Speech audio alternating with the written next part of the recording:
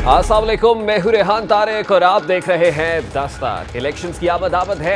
ऐसे में मुल्क की हर जमात इंतखाबी मैदान में उतर चुकी है और आवाम को ख्वाब दिखाने के साथ साथ ऐसे नारे लगा रही है जैसे उनकी जमात ही इलेक्शन मार्का क्लीन स्वीप करेगी और भारी तादाद में कामयाबी समेटेगी।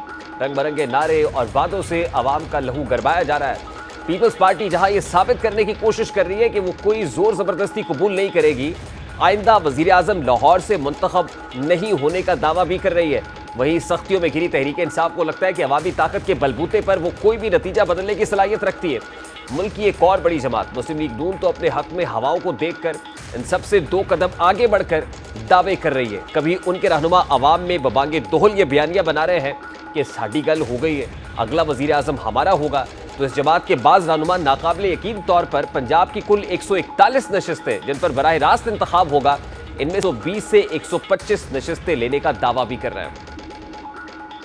हमारा एक जो सरसरी जायज़ा है उसके मुताबिक वी आर राउंड अबाउट 120-125 अपनी पार्टी की मेजॉरिटी से जो है वो पाकिस्तान में हुकूमत PMLN जो है वो बनाने जा रही है। ये वक्त का भी तकाजा है, पाकिस्तान की भी ज़रूरत है। मुस्लिम लीग नून के साबिक वफाकी वजीर राना सनाउल्लाह की जानिब से पंजाब की 141 नशिस्तों में से 120 नशिस्तें लेने और वफाक में सादा अक्सरियत का दावा इस वक्त मौजूए बहस है। 2/3 मेजॉरिटी की बात हो रही है। सवाल उठाया जा रहा है कि हकीकत को मद्देनजर रख के और बढ़ती हुई सियासी पोलराइजेशन में ऐसा प्रैक्टिकली पॉसिबल है। यहाँ ये नुकता भी काबिल गौर है कि अब की बार 97 की निस्बत हालात यकसर तब्दील हो चुके हैं। मुस्लिम लीग नून जिन इलेक्टेबल्स को जमात में शामिल करने पर उतार रही है, ऐसे ही कुछ इलेक्टेबल्स को उन्होंने 2022 में भी टिकट्स जारी किए थे, लेकिन अवामी रद्द-ए-अमल ने इन इलेक्टेबल्स की सियासत को पाश कर दिया था और ये सब तब हुआ जब हुकूमत भी PDM की थी। अब जब एक न्यूट्रल हुकूमत के अंदर आम इंतखाबात होंगे तो नतीजा इससे बुरा भी हो सकता है। इसके अलावा पंजाब से 141 नशिस्तों में से 120 से 125 नशिस्तों का मतलब तकरीबन 2/3 अक्सरियत हासिल करना है, लेकिन ऐसे में मजबूत होती इस्तेहकाम पाकिस्तान पार्टी भी एक अहम फैक्टर है। हालिया दिनों में इस जमात ने भी पंजाब में अपनी पोजीशन मजबूत की है। बहुत से तहरीक इंसाफ से राहें जुदा करने वाले हैवी वेट्स इस जमात में शामिल हुए हैं। इसके अलावा तहरीक इंसाफ बज़ाहिर बैलेट पेपर पर दिखाई तो देती है और चेयरमैन PTI की तरफ से तमाम तर मुश्किलात के बावजूद हर सीट से उम्मीदवार खड़ा करने का ऐलान भी किया है, जिसके लिए वकला और नौजवानों को टिकट देने पर गौर भी हो रहा है। ऐसे में अगर हल्के में तहरीक इंसाफ का उम्मीदवार मौजूद हुआ तब भी मुस्लिम लीग नून के लिए 120 नशिस्तें लेना दरकिनार मामूली अक्सरियत लेना भी बन जाएगा। माजी के कुछ आदाद शुमार का जायजा लिया जाए तो मालूम होता है कि 2018 के इलेक्शंस पूरे पाकिस्तान से नून लीग को कौमी असम्बली की नशिस्तों पर 1,29,35,236 वोट मिले थे। नून लीग ने पूरे पाकिस्तान से कौमी असम्बली की नशिस्तों पर मजमूई तौर पर 212 उम्मीदवार खड़े किए, जिनमें से सिर्फ 64 उम्मीदवार कामयाब हुए और इस तरह नून लीग की कामयाबी का तनासुब 30.18% बनता है। 2013 के आम इंतखाबात में नून लीग ने कौमी असम्बली से 126 नशिस्तें हासिल की थी, यानी इलेक्शन 2018 में नून लीग ने तकरीबन निस्फ 62 नशिस्तें गंवाई थी। इस वक्त चूंकि तमाम तर हवाओं का रुख तहरीक इंसाफ की तरफ था, इस वजह से तहरीक इंसाफ ने अपने 242 खिलाड़ी मैदान में उतारे। 242 में से तहरीक इंसाफ के 116 उम्मीदवारों ने कामयाबी समेटी, यानी तहरीक इंसाफ के उम्मीदवारों की जीत का तनासुब 47.93% रहा। कौमी असम्बली के लिए डाले गए कुल वोटों में तहरीक इंसाफ का हिस्सा 30.70% रहा। अब चूंकि हवाओं का रुख तब्दील हुआ है, लेकिन इतना भी तब्दील नहीं हुआ कि ये पोजीशन मुकम्मल तौर पर बदल जाए। आज हालात मुस्लिम लीग नून के हक में जरूर है, लेकिन इस्तेहकाम पाकिस्तान पार्टी और जनूबी पंजाबी पीपल्स पार्टी का अब यकीनन मुस्लिम लीग नून के लिए उनकी मौजूदगी ही बहुत बड़ा चैलेंज साबित होगी। ऐसे में पंजाब समेत मुल्क भर में मुस्लिम लीग नून को सिंपल मेजॉरिटी नहीं बल्कि 2/3 मेजॉरिटी जिसका वो बात कर रहे हैं और तासुर बनाने की कोशिश कर रहे हैं, वो मुहाल दिखाई देता है। इसी तरह पिछली बार पंजाब में मुस्लिम लीग एक तिहाई से ज़ायद हुक्मरान जमात होने के साथ साथ इंतखाबात में शामिल हुई। अगर पंजाब असम्बली की बात की जाए तो 2018 में 141 नशिस्तों पर बराह रास्त इंतखाब हुए थे, जिनमें तहरीक इंसाफ ने 68 जबकि मुस्लिम लीग नून 63 नशिस्तों पर कामयाबी समेटने में कामयाब हुई थी। और इसी तरह पंजाब की सूबाई असम्बली में पंजाब असम्बली की 295 नशिस्तों के नताइज के मुताबिक पाकिस्तान मुस्लिम लीग नून 129 नशिस्तों के साथ सरे फहरिस्त रही थी, जबकि इसकी सख्त सियासी हरीफ जमात तहरीक इंसाफ 123 नशिस्तों के साथ दूसरे नंबर पर थी। आज़ाद उम्मीदवार 28 नशिस्तों के साथ तीसरे नंबर पर रहे, लेकिन PTI ने वफाक और पंजाब में आज़ाद उम्मीदवारों और दीगर पार्टीज को मिलाकर इत्तेहादी हुकूमत बनाई थी। अब भी हालात इस जानिब है, बस जमातों की उसूली पोजीशन में रद्दोबदल हुआ है। 2018 में जिन हालात का सामना मुस्लिम लीग नून को था, आज उन्हीं हालात का सामना PTI को है। फ़र्क सिर्फ इतना है कि इस वक्त पंजाब में कौमी असम्बली से ताल्लुक़ रखने वाले तमाम इलेक्टेबल्स PTI में बाकायदा शामिल हुए थे, लेकिन इस बार अभी तक पंजाब में इलेक्टेबल्स की मुस्लिम लीग नून में शमूलियत की तादाद कम है। इस्तेहकाम पाकिस्तान के पास भी चंद बड़े नाम मौजूद हैं और इस जमात ने भी इलेक्टेबल्स में सोलो फ्लाइट लेने का फैसला किया है। ऐसे में मुस्लिम लीग नून के दावे सिर्फ वोटर्स को राग़िब करने का एक जरिया महसूस होते हैं। इसके अलावा इस बार इलेक्शंस के सबसे कबल ही मुस्लिम लीग नून सिलेक्शन का ठप्पा भी उन पर लगना शुरू हो गया है। तहरीक इंसाफ के साथ साथ पीपल्स पार्टी जोरों शोर से इल्जामात लगा रही है। बिलावल भुट्टो ने आज भी अपने खिताब में मुस्लिम तहरीक इंसाफ को हदफ तनकीद बनाया है और साथ में जो नून लीग का 2/3 मेजॉरिटी का दावा है उसको भी पाश किया है। कहता था इसको भी जेल भेजूंगा, उसको भी जेल भेजूंगा, इसको भी। वो अब बेचारा वो खुद जेल में है। जब हुकूमत में होते हैं तो अयूब खान इससे बेहतर लीडर नहीं था। जब हुकूमत से निकल जाते हैं तो भुट्टो की तरह बनना की शौक बन जाए। दूसरे कहते हैं कि हम दो दहाई अक्सरियत हमारा कि इलेक्शंस होने दे कि अवाम फैसला करते हैं। मेरा जाती ख्याल में कि वो लोग जो बाय इलेक्शन से भागते थे, खौफ के डर के मारे भागते थे, बल्दियाती इलेक्शन से खौफ से डर के मारे भागते थे ना, उनको अवाम ऐसे जवाब देगा इलेक्शन में कि उनको नस्लों तक याद रहेगा। बिलावल भुट्टो के बढ़ते हुए लेवल प्लेइंग फील्ड की रिजर्वेशंस पर केयर टेकर प्राइम मिनिस्टर ने भी रिस्पॉन्ड किया है। इसके अलावा बिलावल भुट्टो जरदारी ने आज अपने खिताब में एक बात और दोहराई जो मुसलसल कई रोज से कर रहे हैं कि मैं अपने बुजुर्गों से कहना चाहता हूं कि सियासत को साफ और आसान बनाएं। ऐसी सियासत ना करें जिस पर बाद में इल्जाम लगे कि वो किसी सियासी इंजीनियरिंग के नतीजे में सामने आए। वो पुरानी सियासत और पुराने सियासतदानों को घर बिठाना पड़ेगा। उनको अब वक्त आ गया है कि आप जरा रेस्ट करें, रेस्ट। 70 साल से जो पुराने सियासतदान हैं वो माजी में फंसे हुए हैं। वो ना आज के सोचते हैं, ना कल के सोचते हैं, ना मुस्तकबिल के सोचते हैं।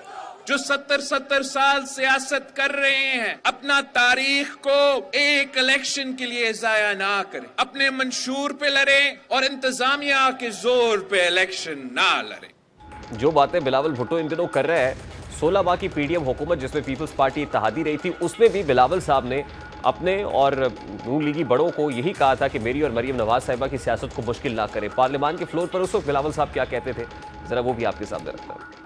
हम पे भी एक जिम्मेदारी है कि हम सब सियासतदान बने और जमहूरियत को मजबूत करने की कोशिश करें। मेरा एक स्टेटमेंट था जहां मैंने सदर जरदारी को और मियां नवाज शरीफ को अपील किया कि मियां साहब को और जरदारी साहब को ऐसे फैसले लेना चाहिए जिससे मेरे लिए और मरियम शरीफ साहिबा के लिए आगे जाके सियासत आसान हो, मुश्किल ना हो। जिस तरीके से हम चल रहे हैं, ऐसे लगता है कि हमारे बड़ों ने फैसला किया है कि जो 30 साल आप लोगों ने सियासत भुगता है, वैसे ही आप चाहते हो कि आगे जाके 30 साल हम सियासत करें। इस वक्त पाकिस्तान पीपल्स पार्टी के मरकजी रहनुमा फैसल करीम कुंडी साहब हमारे साथ मौजूद है। अस्सलाम वालेकुम कुंडी साहब, बहुत बहुत शुक्रिया आपके वक्त के लिए। फैसल करीम कुंडी साहब, सबसे पहले तो बड़ा सादा सा सवाल है। लीगी रहनुमा राना सनाउल्लाह साहब का दावा कि पंजाब में पाकिस्तान मुस्लिम लीग नून 141 में से 120 से 125 नशस्तें हासिल करेगी। ये तो सुना था कि हवाओं का रुख नून लीग की जानिब है, लेकिन ये नहीं पता था कि नून लीग ड्राइविंग सीट पे भी है या जो कंट्रोल है या स्टीयरिंग अपने हाथ में लिए हुए है। तो क्या वाकई नून लीग इतनी ड्राइविंग सीट पे आ गई है कि वो 2/3 मेजॉरिटी लेने की बात कर रही है? बिस्मिल्लाहिर्रहमानिर्रहीम। देखें, अगर राना सनाउल्लाह साहब ये कह रहे हैं कि वो 120 सीटें जीत रहे हैं, तो उन्होंने क्या किसी ने उनको कहा है कि आपको हम 120 सीटें तोहफे में दे रहे हैं? या फिर अगर 120 सीटें वो जीत रहे हैं तो फिर वो बैसाखियों के सहारे क्यों ले रहे हैं? फिर कभी सिंध भाग रहे हैं, कभी बलूचिस्तान भाग रहे हैं, कभी पंजाब भाग रहे हैं। तो ये जो है, अगर उनके पास इतनी सीटें हैं तो फिर ये MQM या बलूचिस्तान अवामी पार्टी या बाकी जमातों के साथ जो ये इत्तेहाद कर रहे हैं, फिर उनकी क्या जरूरत थी? ये तो आप तो उस वक्त भी कह रहे थे जब ज़मीनी इलेक्शन हो रहे थे और हमारी हुकूमत इत्तेहादी कि हम 15 सीटें 20 में से 15 सीटें पंजाब में स्वीप कर रहे हैं और बाद में पता चला कि एक सीट भी नहीं जीते। कोड़ी साहब, आपको नहीं लगता कि हालात ये अक्सर तब्दील हो गए हैं और 141 में से 120 का मतलब तो ये है कि they are eyeing on 2/3 majority then? ख्वाहिशात पे तो पाबंदी कोई नहीं है ना जी। ख्वाहिशात पे या जो है आप ख्वाब देखने में या ख्वाहिशात पे तो कोई पाबंदी नहीं है, बिल्कुल कर सकते हैं। ख्वाहिशात भी हो सकती हैं, ख्वाब भी देखे जा सकते हैं। पाकिस्तान पीपल्स पार्टी ने आज नौशेरा में जलसा किया, चेयरमैन पीपल्स पार्टी वहां पर थे। पाकिस्तान पीपल्स पार्टी की पंजाब में वर्किंग क्या है? क्योंकि अगर नून लीग के पास वाइड ओपन फील्ड होगा तो वो कोई भी दावा कर सकता है। देखें, पाकिस्तान पीपल्स पार्टी का अपना होमवर्क कंप्लीट है और इंशाल्लाह ताला हम इत्तेहाद बनाएंगे, लेकिन इलेक्शन के बाद बनाएंगे। हमने हमेशा इलेक्शन के बाद इत्तेहादी जमातों के साथ मिलकर जब हमें जरूरत पड़ी है तो हमने हुकूमत बनाई है। पहले हमने अलायंस की पॉलिटिक्स बहुत कम की है। सीट एडजस्टमेंट कुछ न कुछ जगहों पे हम कहीं ना कहीं कर लेते हैं, लेकिन अलायंस नहीं करते हैं। हमारा होमवर्क इंशाल्लाह कंप्लीट है और पाकिस्तान पीपल्स पार्टी इलेक्शन के बाद इत्तेहादी जमातों के साथ मिलकर इंशाल्लाह हुकूमत बनाएगी। तो इत्तेहाद में ऑप्शंस क्या है आपके पास कुली साहब? देखें, इत्तेहाद में ऑप्शन, सारे ऑप्शन खुले होते हैं। देखें, ये जब 2008 में हमारी हुकूमत थी, हमारे इत्तेहादी थे, वो फिर हमें छोड़ के चले गए 2013 में। फिर वो पीटीआई के साथ भी इत्तेहाद में थे। फिर जब अदम एतमाद आया तो मेजॉरिटी इत्तेहादियों ने आसिफ जरदारी साहब को, प्रेसिडेंट जरदारी साहब को गारंटर रखा कि आप गारंटी देंगे तो हम शहबाज शरीफ साहब को वोट देंगे। फिर उन्होंने गारंटी दी और शहबाज शरीफ साहब को वज़ीर-ए-आज़म बनवाया। तो हमारे पास बहुत सी ऑप्शन है। इंशाल्लाह आप देखेंगे कि जब नंबर गेम पे वज़ीर-ए-आज़म बनेगा ना, इंशाल्लाह नंबर गेम हम रखेंगे पाकिस्तान के अवाम के सामने कि हमारी नंबर गेम है और अपनी पार्टी का वज़ीर-ए-आज़म इंशाल्लाह बनाएंगे। तो देखिए, लेवल प्लेइंग फील्ड ना मिलने की शिकायत पीपल्स पार्टी को जरूर है, लेकिन उस पर रिस्पॉन्ड किया है केयर टेकर प्राइम मिनिस्टर ने? देखें, केयर टेकर प्राइम मिनिस्टर साहब को बिल्कुल रिस्पॉन्ड करना चाहिए और हमें बताना चाहिए कि उनके जो है अपना हाई कमिश्नर लंदन में एक फॉर्मर प्राइम मिनिस्टर को सी ऑफ करने आया और फिर सिविलियन ब्यूरोक्रेसी जिस तरीके से ट्रीट फॉर्मर प्राइम मिनिस्टर को, अच्छी बात है, इज्जत देनी चाहिए। इस मुल्क में 5 और वज़ीर-ए-आज़म भी साहब का घूम रहे हैं, जिसमें शहबाज शरीफ साहब हैं, चौधरी शुजात साहब हैं, गिलानी साहब भी हैं, राजा परेशर साहब भी हैं। चेयरमैन तो पीटीआई साथ भी है। अगर वो ट्रीट, वो इस वक्त जो है वो अपनी जो है जब वो बाहर आ जाते हैं, आजाद शहरी बन जाते हैं, अदालत उनको रिहा कर देती है, तो वो भी होंगे। हमने कोटी साहब, इन दिनों बिलावल भुट्टो साहब अपने बुजुर्गों से बार बार दरखास्त कर रहे हैं और वो ये दरखास्त कर रहे हैं कि आप रियासती मशीनरी के जोर पर ना आए। तो जब वो बुजुर्गों से दरखास्त कर रहे होते हैं तो क्या मुराद होती है? 30-30 साल तक जिन्होंने पॉलिटिक्स कर ली है, क्या वो अपने वालिद गिरामी समेत नवाज शरीफ और शहबाज शरीफ साहब को रेफर कर रहे होते हैं? देखें, पाकिस्तान पीपल्स पार्टी में प्रेसिडेंट जरदारी साहब ने ऑलरेडी कह दिया कि मेरे प्राइम मिनिस्टर कैंडिडेट जो हैं वो बिलावल भुट्टो जरदारी साहब होंगे। हम ये कहते हैं कि देखिए, नौजवानों को सियासत में आना चाहिए। नवाज शरीफ साहब को भी चाहिए कि वो मरीम नवाज जो भी हमजा शहबाज को लें पॉलिटिक्स में, वो उनको वज़ीर-ए-आज़म बना लें। मौलाना साहब को भी चाहिए अपने बेटे को लें। प्रेसिडेंट को भी चाहिए कि वो मुन्नस इलाही साहब को लें, ताकि नौजवान पॉलिटिक्स करें। अब अगर चौथी दफा भी नवाज शरीफ साहब सेलेक्ट होकर आना चाहते हैं, उनकी ख्वाहिश है कि मैं सेलेक्ट होकर आ जाऊं, तो फिर उस सिलेक्शन का क्या फायदा जब चौथी दफा भी सिलेक्शन होकर आए और अवाम को इलेक्ट ना करे और आपको लेकिन मुझे अवाम इलेक्ट नहीं करी और मुझे साहब, इस पर पाकिस्तान मुस्लिम लीग नून का मौक़िफ़ ये है ना कि इस वक्त चैलेंजेस ऐसे, मुश्किलात ऐसी है कि कोई मजा हुआ सियासतदान उन मुश्किलात से पाकिस्तान को निकाल सकता है, और ये तो फिर नून लीग का फैसला है कि वो किसको बतौर कैंडिडेट फॉर प्राइम मिनिस्टर जो है वो नॉमिनेट करते हैं। चलो, तो वक्त आने पर करें, लेकिन हमारे मशवरा है, हम तो मशवरा दे दिए।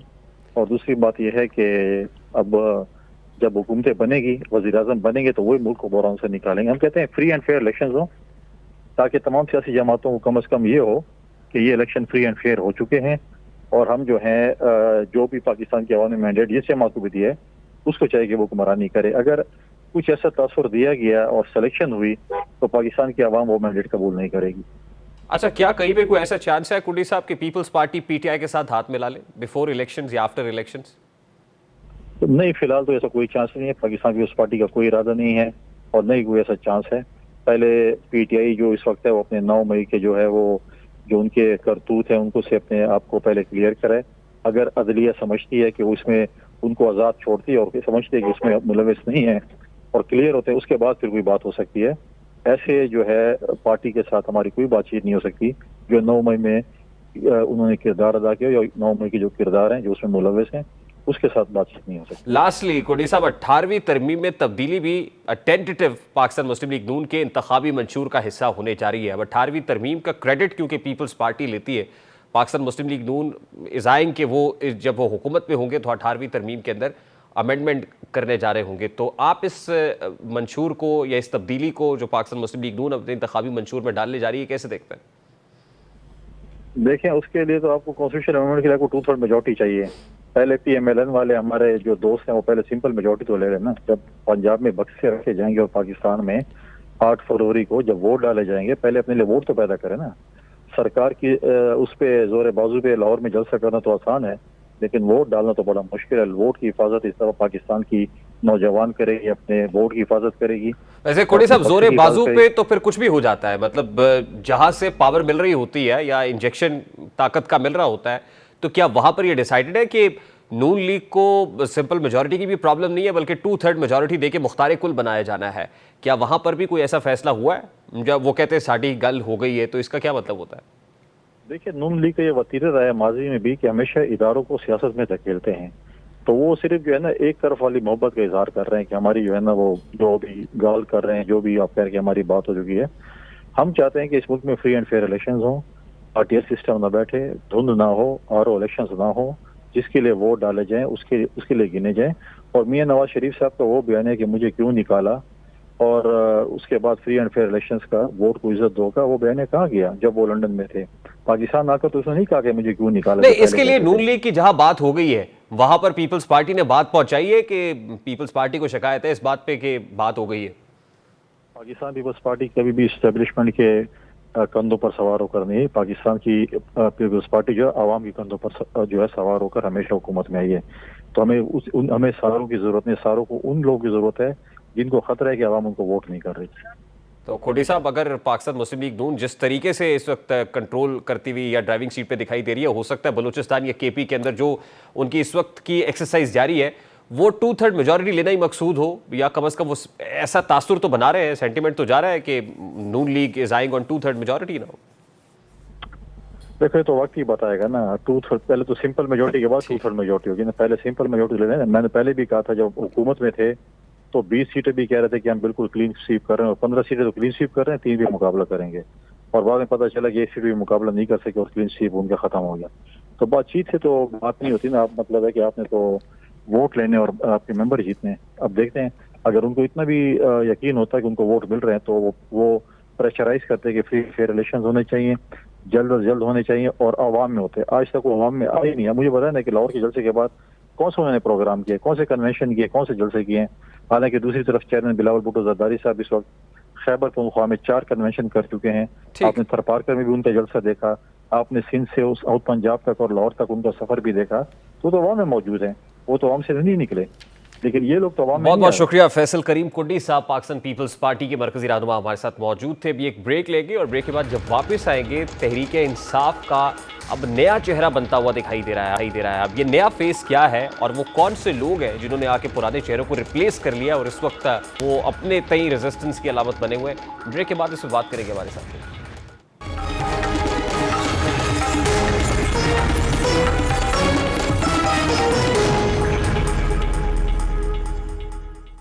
आम इंतखाबात का वक्त जैसे जैसे करीब आ रहा है, वैसे ही तहरीक इंसाफ के खिलाफ ना खत्म होने वाली आजमाइशों में भी इजाफा हो रहा है। चेयरमैन तहरीक इंसाफ की टीम के स्टार प्लेयर्स एक एक करके दूसरी टीमों को प्यारे होते जा रहे हैं। जो बच चुके हैं वो भी इसलिए अभी तक महफूज है क्योंकि वो रूपोश है।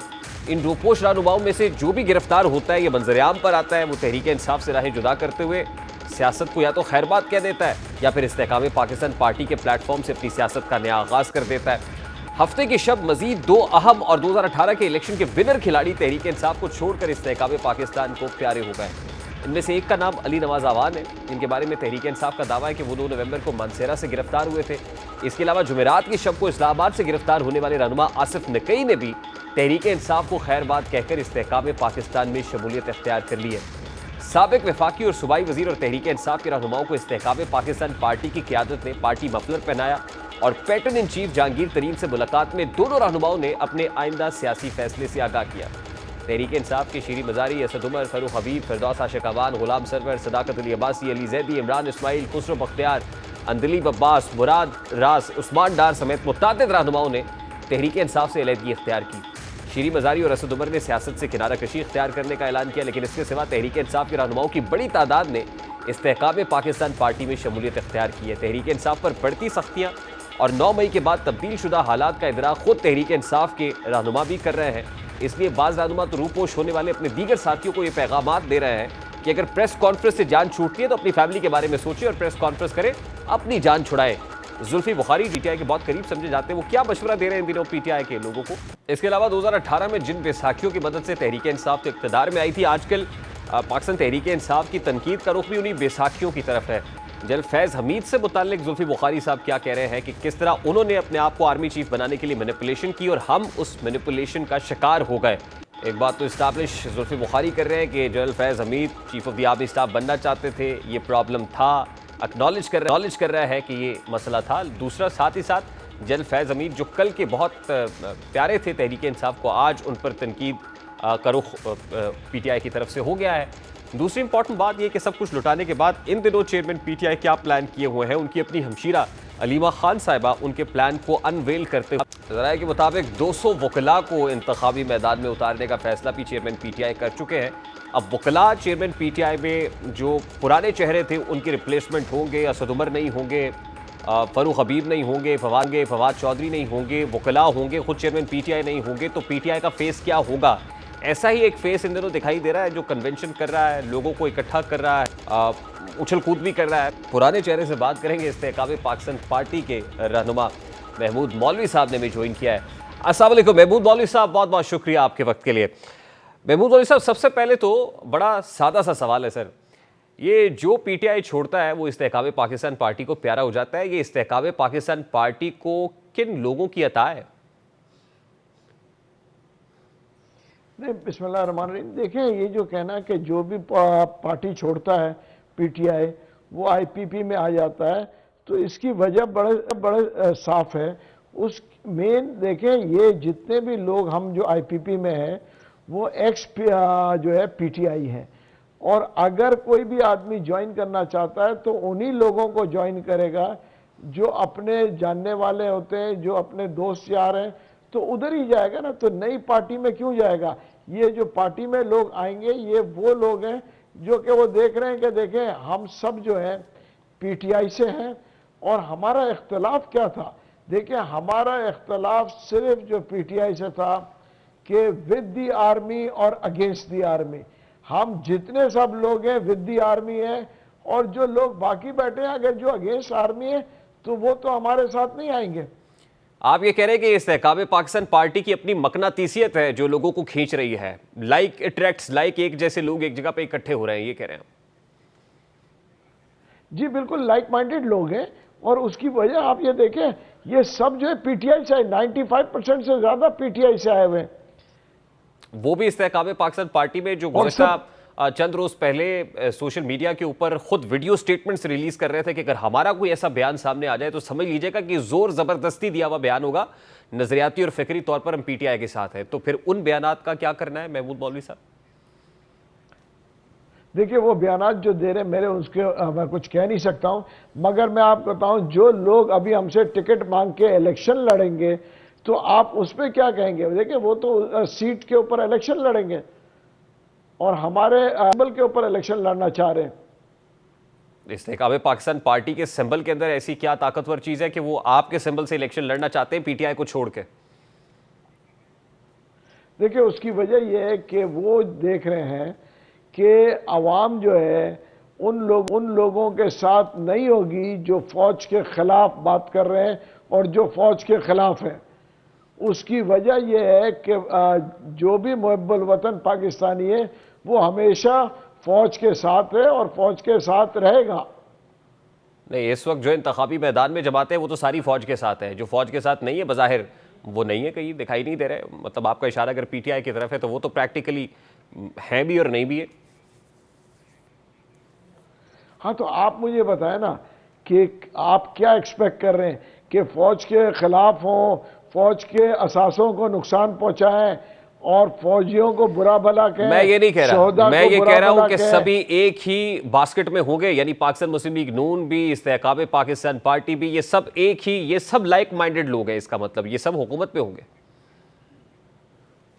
जी, मैं तो कह रहा हूं आने वाली हुकूमत जो है एक इलेक्टेड नेशनल गवर्नमेंट बनेगी जो मुझे देख, क्योंकि क्लियर मैंडेट किसी के पास नहीं होगा, और उसमें मैं तो पीपल्स पार्टी को भी देख रहा कि पीपल्स पार्टी, पीएमएलएन और बाकी लोग जो हैं वो सब एक मखलूत हुकूमत बनेगी। ऑपोजिशन में कौन होगा महमूद मौलवी साहब?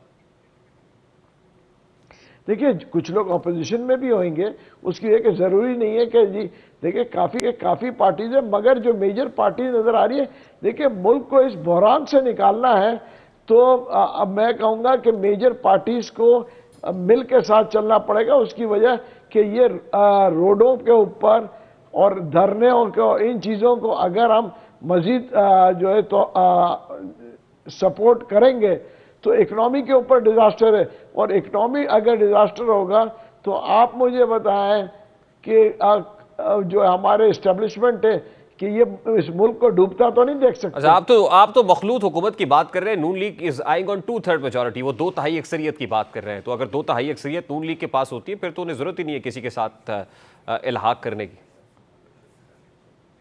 नहीं भाई, ये बड़ी खुशाइन बात है अगर उनको जो है आवाम 2/3 हुकूमत देती है और जो है वो इस मेजॉरिटी से जीते तो हमको उनको बखूबी एक्सेप्ट करेंगे, व्हाई नॉट। ये खुशाइन बात नून लीग के लिए होगी, आपके लिए तो नहीं। नहीं, हमारे लिए नहीं हो, मगर देखिए हमें मुल्क का सोचना है ना। हम अगर अपनी जातियात पे आएंगे और हम कहें कि नहीं जी, अगर फर्ज करें वो उनको 2/3 मिल जाती है और वो मेजॉरिटी में आते हैं और फिर हम आके सड़कों पे कहें कि जी हमें इलेक्शन कबूल नहीं है और ये जो है धांधली हुई है और ये हुई है, इसमें देखिए मुल्क को डैमेज करने का तो हमारा कोई इरादा नहीं है। तो फिर आप ऑपोजिशन में बैठेंगे, क्योंकि नून लीग तो बिल्कुल पंजाब से भी opposition में 120 बैठेंगे। नशस्तों की बात कर रही है। देखिए बातें करना, पॉलिटिकल स्लोगन देना ये बड़ी नॉर्मल है, ठीक है ना। वो भी दे रहे हैं, आसिफ जरदारी साहब भी जो है वो भी कह रहे हैं कि जी वो क्लीन स्वीप ले जाएंगे और बिलावल साहब प्राइम मिनिस्टर होंगे। ये तो वक्त ही बताएगा ना, हम इस वक्त बैठ के इसके ऊपर क्या तज्जिया कर सकते हैं। अच्छा, लास्टली सिर्फ आपका कोई कमेंट चाहिए। इस वक्त पीटीआई में जो बड़े बड़े हैवी वेट्स हैं, पीटीआई का चेहरा हुआ करते थे, नहीं है। अब शेर अफजल मरवत और दीगर कुछ वकला दिखाई दे रहे हैं। जब आप ये देखते हैं तो आप कैसा महसूस करते हैं?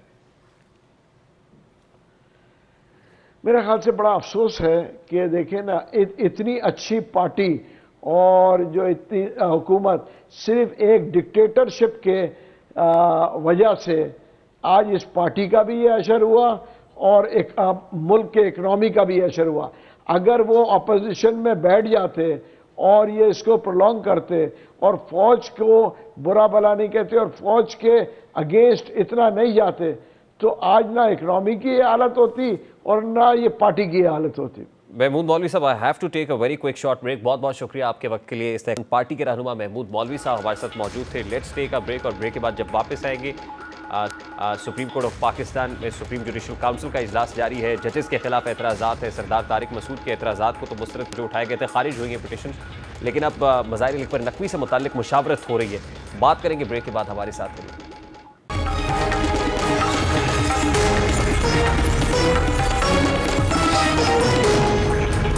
आज chief justice of Pakistan justice Qazi Faez Isa ने सुप्रीम जुडिशल काउंसिल का इजलास तलब कर रखा था। इस इजलास में जस्टिस सरदार तारिक मसूद और जस्टिस मज़ाहिर नकवी के खिलाफ दरखास्तों का जायजा लिया जाना था।